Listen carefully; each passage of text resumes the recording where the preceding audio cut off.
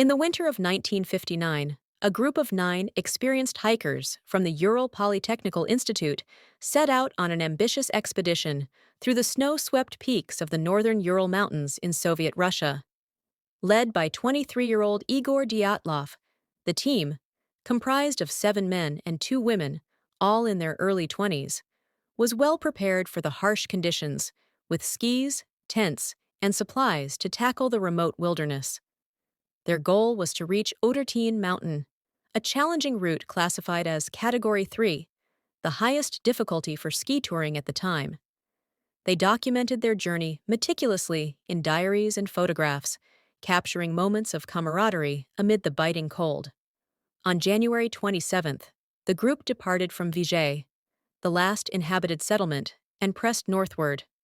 One member, Yuri Udin, turned back early due to illness, leaving the remaining 9 to continue. By February 1st, they had established camp on the eastern slope of Kholat Syakhl, a mountain ominously known as Dead Mountain in the local Mansi language. That night, as temperatures plummeted below -30 degrees Celsius, something catastrophic unfolded.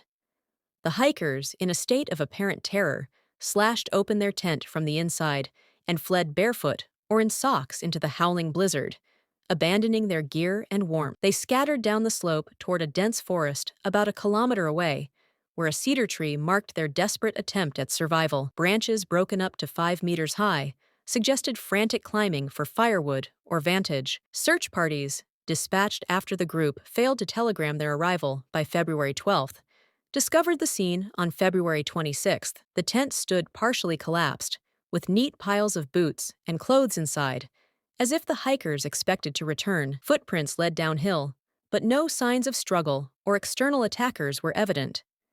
The first bodies were found near the cedar: Yuri Krivonishenko and Yuri Doroshenko, frozen with burns on their hands and feet from a failed fire.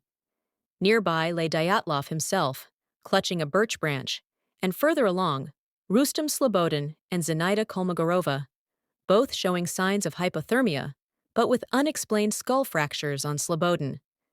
It wasn't until May, when the snow thawed, that the remaining 4, Lyudmila Dubinina, Semyon Zolotaryov, Alexander Kolovatov, and Nikolai Thibaut Brignol, were unearthed in a ravine 4 kilometers away. Their injuries were grotesque, Dubinina missing her tongue and eyes, likely due to decomposition or scavengers.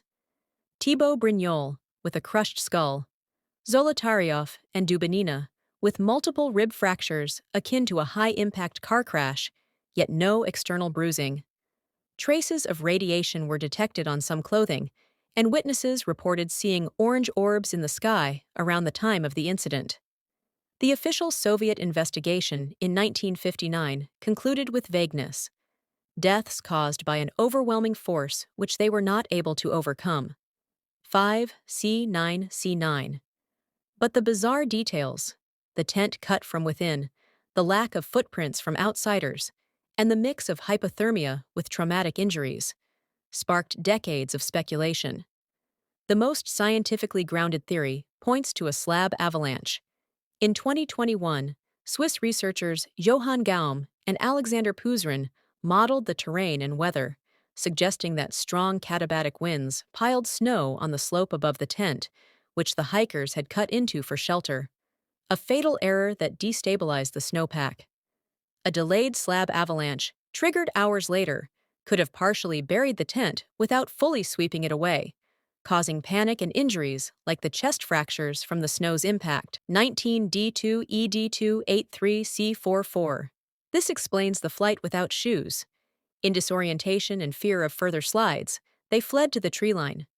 Hypothermia set in quickly, and the ravine group's more severe wounds might stem from falling into the snow-filled crevasse while seeking shelter. Russian prosecutors reopened the case in 2019 and closed it in 2020, officially attributing the deaths to an avalanche, dismissing foul play. 8495C7.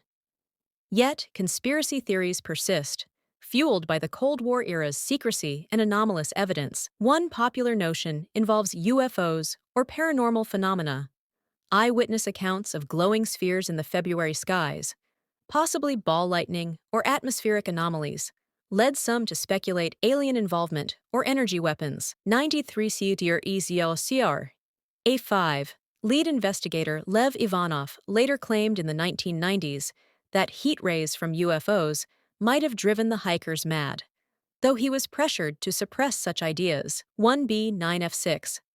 Others point to a military cover-up, suggesting the group stumbled upon secret rocket tests. Debris from R-7 missiles was found nearby, and the radiation on clothes could stem from strontium-90 fallout. 6A1B42. Theories range from a botched weapons experiment causing infrasound-induced panic, low-frequency sounds from winds, or tests provoking irrational fear, to encounters with the Yeti or local Mansi tribesmen, though no evidence supports violence from indigenous people. 175 FF726 EC 6C1.